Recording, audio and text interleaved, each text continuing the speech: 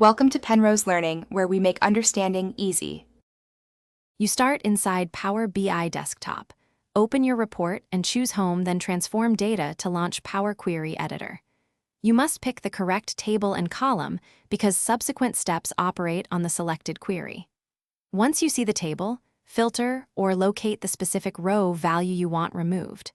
Make sure to work on a copy or use Disable Load if you need a safety revert. This first action narrows the scope so you don't accidentally change other data. Now filter the column to isolate the row or set a conditional rule. This is how you control which rows vanish. You can click the filter icon or use Home Remove Rows once the target is visible. Right-clicking a row also offers Remove Rows.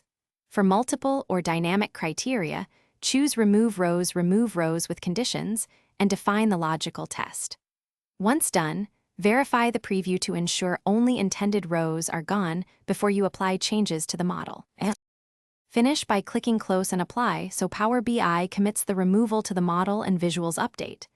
If the row still appears, make sure the Remove Rows step occurs after any expand or merge steps.